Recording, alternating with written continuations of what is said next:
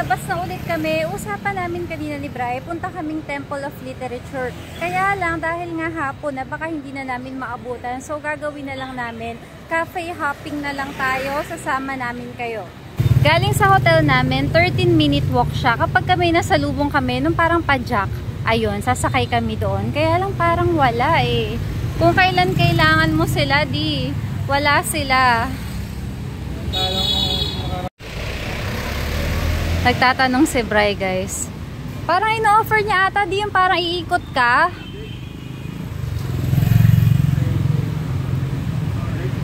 Tabi ka dyan, di. Daanan, di.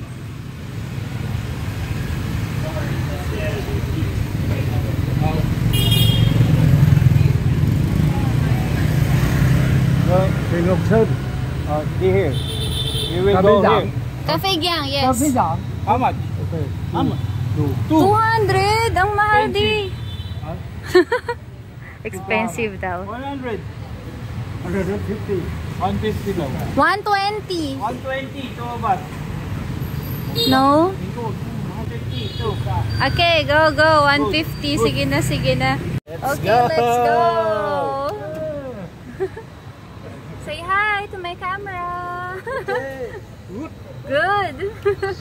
Parang nahihirapan si kuya na ano. Pagka nahihirapan sila, tulak, hindi siya ano. Tulak. Okay, okay. 150k guys. Kaming dalawa na ni Bri papuntang Cafe Gyang. Ganun din yung naglamensa tayo. Oo, kung napanood nyo yung vlog namin, nung muntik na kaming mahuli doon sa bus papuntang Sapa, 150 ang isa. Eh di balik 300 kami ni Bri kasi di ba may mga maleta kami. So hindi kami kasya sa isa lang. Saan ka po? No. Philippines. Yes. Yeah. Uy, croissant dito. Parang ang sarap di. Croissant and coffee. Hanoi croissant and coffee.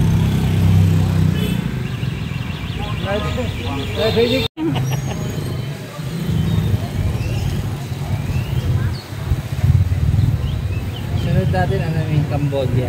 Cambodia? Okay, ano meron sa Cambodia? Parang ganito din, Vietnam. Nakaka-relax sumakay dito guys. Dahan-dahan lang. Take your time lang si kuya. Pharma City. Trabaho muna kaya ako dito di. Hindi naman pwede yun eh. Oo, hindi pwede yung lisensya ko. Pang Pilipinas lang siya. Pwede naman yun, ano, magte-take ka ng exam kung nasa bansa ka. Exam lang, hindi na siya. Pero syempre yung ano, salita nila aaralin mo din. Pero if ever na ganun, may ibang bansa ako, gusto ko sa ano, Japan. Umaambon. Uy, masarap yun. Ano yun? Prutas? Sana hindi magtuloy, mababasa tayo. Okay lang? Daing puno, no? Mabulaklak. Ito, yung ano, lavender na bulaklak. Naglalaglagan yung lavender na bulaklak. Ang ganda.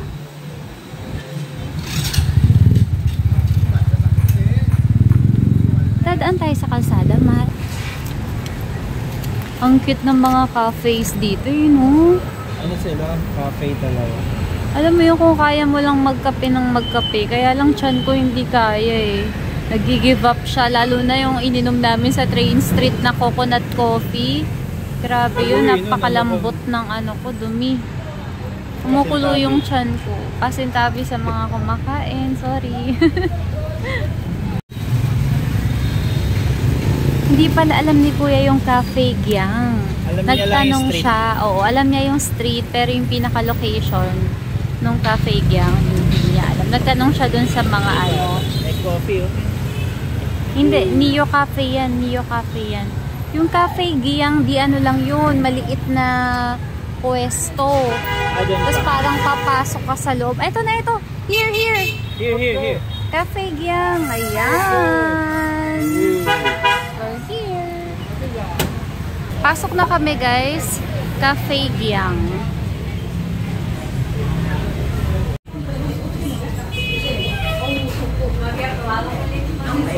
Ito na siya. Excuse me, I'm sorry. Ito di menu. Egg coffee lang tayo, Dad, para matry natin, ha? 2 egg coffee. Sabi nung staff, akyat daw kami.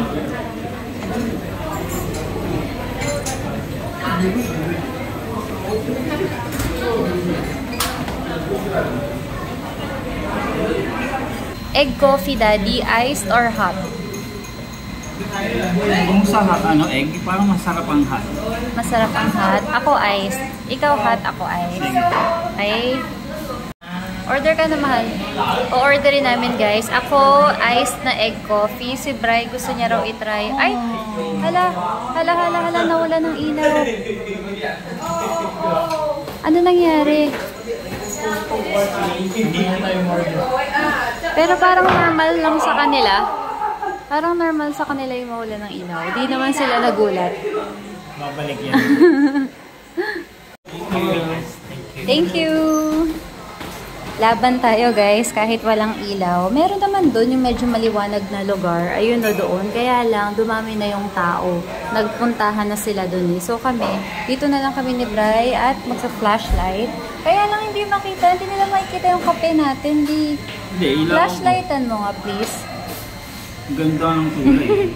Ayan, guys. Ito yung akin, egg coffee iced. Yung kay Bri naman, egg coffee with rum. With rum. Diba? Try natin. Hindi tayo nakabayad ng kuryente. Buti na lang may ventilador kami. Sarap. Sarap pala nito may rum. Nang may egg. Egg at saka rum. Ayun, sarap.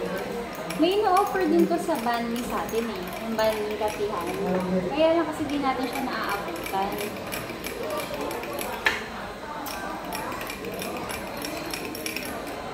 Let's try ang kanilang egg coffee. Ba't parang may red? Eh, ba itong nasa taas na parang froth? Alam nyo, ina-expect ko na medyo may lansa siya. Pero hindi. Ang sarap. Parang tikman mo nga. Parang caramel kasi sa panlasa ko. Yung pinaka-froth. No? Parang sa'yo yung rum. Yeah.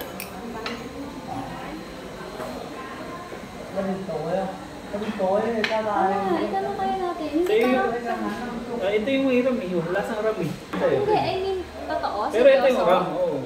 Eh, tikman ko yung egg coffee. Guys, yung palang nainom ko yung kay Bri. Para siyang caramel yung lasa ko eh. Parang caramel yung lasa ko. Ito yung egg coffee, mahal. Oo, tikman mo. Ito yung rum.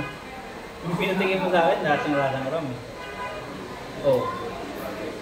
Malapit parang mas nagustuhan ko yung rum. Ito, siguro mo sa'yo. Hindi ako umiinom, guys. Parang mas matamis kasi siya. Diba? Parang naging balance. Ito nga parang may rum din, pero wala. Wala pa lang. Yung natikman ko yung rum talaga. Ito rum. Matamis ba yung rum, Daddy? Hindi. Parang yung rum, mas frothy siya. Ito, yung pinaka-froth na to, parang naging manamis-namis siya sa panlasa ko. Yung egg coffee.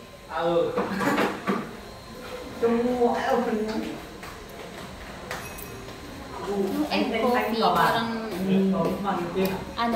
para sa akin, mas matamis siya. Pero wala pa rin lansa. Kasi yung isip ko nung una yung pinaka egg yolk, feeling ko ang lansa niya. Nakikita pa ako dyan, ang negro.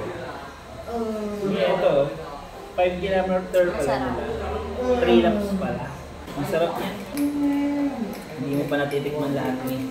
Hindi mo pa nahalo maigi. Ito na talaga yung ram. Matapang na siya. Matapang. Ay, oo nga. Diba? Hindi mo pa nahalo kanina eh. Ang tapang na, alak na.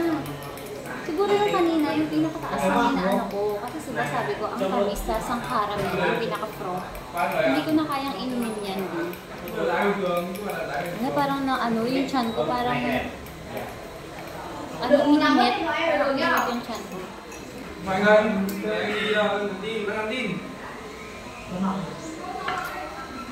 Okay siya para sa akin. Alam mo yung okay lang, hindi yung hahanap-hanapin ko talaga. Tsaka feeling ko, kapag nalasahan ko ulit, hindi ko maaalala. Alam mo yung kapag nakatikim ulit ako ng ganito, hindi hindi ko maaalala na, ay, nakainom na ako ng ganyan. Parang ganyan yung lasa sa cafe yan. Ano, di kaya? Alin? Yung pagkaraw. Okay sa akin. Sarap.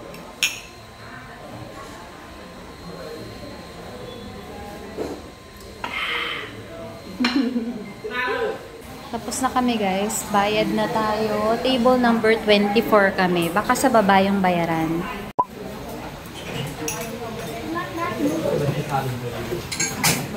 Hindi lang sa Cafe Gayang brand out. Dito din wala ding kuryente sa mga katabing shops. Punta tayo doon guys sa Buncha. Tawid tayo sa kabilang side. Lela.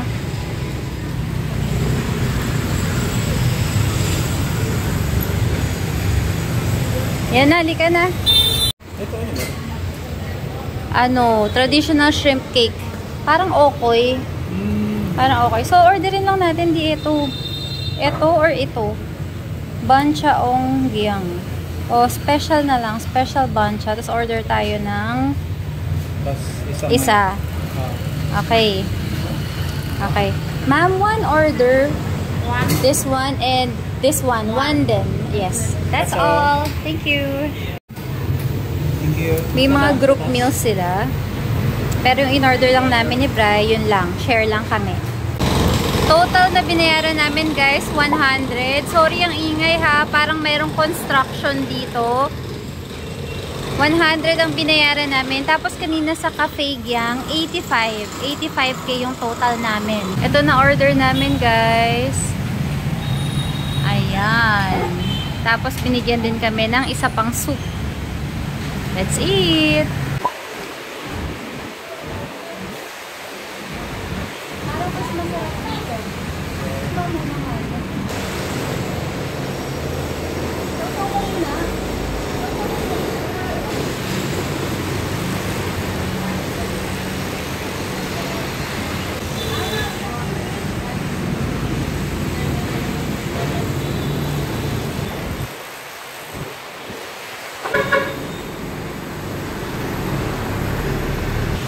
Seryoso guys, mas masarap dito.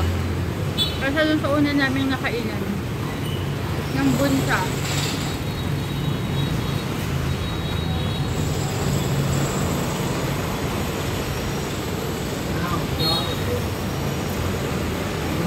Ang tagal namin kanina dun sa Buncha kasi nga naabutan kami ng ulan. Ngayon umaambon-ambon pa rin pero pwede na. Kaya lumabas na kami. Papunta naman tayo sa Note Cafe. Maglalakad lang kami from Buncha. Ilang minutes, Daddy?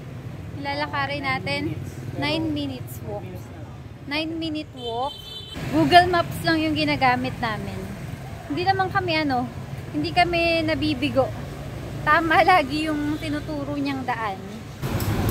Nakarating na kami dito sa One Kem Lake. Dito daw bande. Pero ilang minutes pa ba ang lalakarin natin? 4 minutes na lang. Yan, sa kanto na lang tayo. Eh di nandito lang din pala siya, no? Malapit lang din. Mag-close na, wala na yung mamaya. Ako maaga nagkakaray. At dahil nandito na rin kami, tignan muna namin kung open yung bilihan ng tanghulu. Kagabi kasi wala sarado sila. After namin mag-AFC, pumunta kami doon, pang dessert namin. Kaya lang sarado. Sana ngayon open sila. Nakita ko na bukas ang tanghulu. Tanghulu. Ayun. Ako strawberries lang. 30K isa niyan, guys. Hello again. Good. Hamba. Okay. Cheers tayo dyan. Guys, yung Note Coffee pala, ito pinakita ko na sa inyo yan, diba? Yung parang boat. One Kem Lake. Ito lang siya, Ayun. Magulat pa kami. Nakita namin. Yan lang pala siya. Ilang beses na tayo napunta dito. Sorry ha. May naman yung bibig ko. Ilang beses na kami napunta dito. Ngayon ko lang napansin yan. Yun, punta tayo dun. The Note Coffee. Post-it love. Uy, dito tayo sa likod. Range Rover to.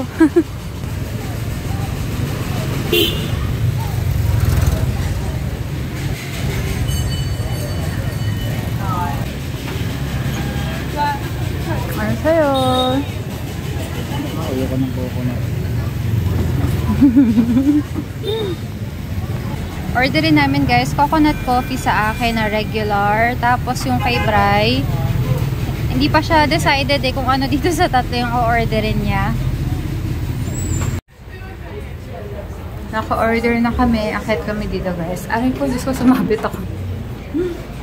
Isa pa di, mainit dito eh.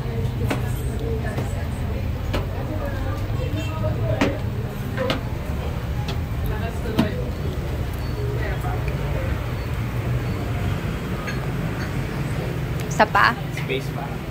Meron pa, pero ano? Loob. Ang Taas pa?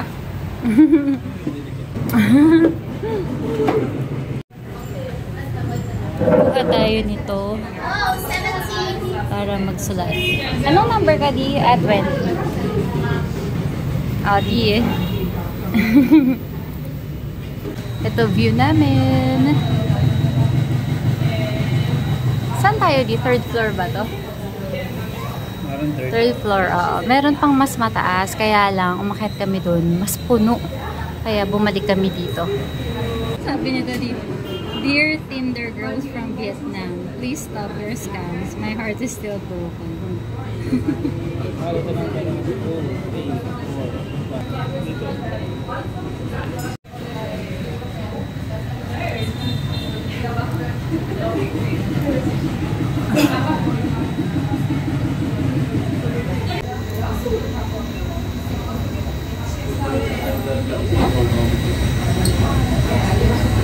Ito na order namin guys. Lahat ng yan 115, 115. Cheers to Pururu.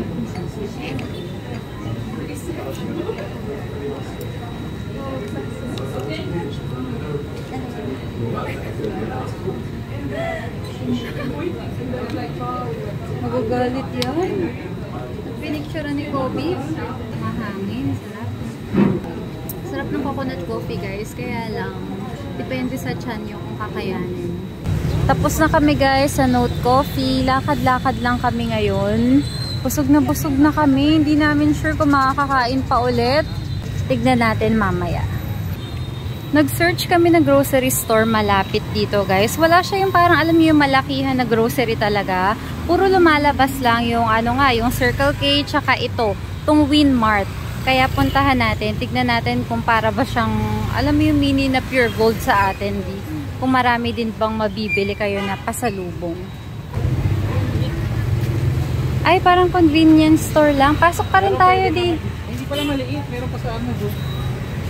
Let's go in. Sobrang maliit lang siya guys. Kasize lang ng convenience store. Pero mas siksik, mas marami siyang laman. Hindi tayo tubig. Ito di may malaki oh. Chupa Chups na Panda Bear, 24.50. 24.5 pala. Ay hindi, ano ba yan? 24,500. May Yogo Eyes sila oh.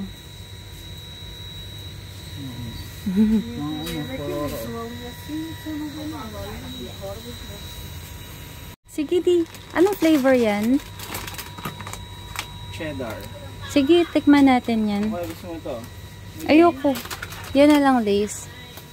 Ang cute, guys. May maliit na choco pie. Dalawahan. Tsaka yung custard. Kuha ko nito. Hindi ko to napansin dun sa ano. Dun sa pinuntahan naming grocery kanina. Ito, peach iced tea. 42.9. 42,900. Ang dami rin nilang mga drinks dito. Hindi ko matandaan kung anong Highlands Coffee yung nabili namin kanina. Pero parang kulay pula. Di, ganito ba yung nabili natin kanina? O ibang kulay? Ganito? Cafe Suwa. Eto nga. Kala ko parang kulay red yung nabili natin. Bangkong. Ano yun? Parang, diyo, suso. Sinaserve nila dito guys, suso. Parang ang sarap ng suso. Pasok tayo dito guys. SG Mart. Convenience store din to. Ano di bibilin? Ay wow. Okay. Go. Okay. Sabi mo, dalawa yung ano mo, lemon mo. Isa lang? Okay. Lahat ng yan guys, 71. Bibili kami ng banh mi malapit dito sa hotel namin. Ito yung hotel namin guys. Ayun yung banh mihan ni ate. Ito yung pinili ko, 25k. Kung ayaw niyo ng chili at coriander, sabihin niyo lang agad para hindi nila yun maidagdag. Yung ganun o. Dito na kami guys sa hotel at doon kami kakain sa aming balkonahe. I-enjoy natin ang ating balcony dahil ito talaga yung pinuko eh.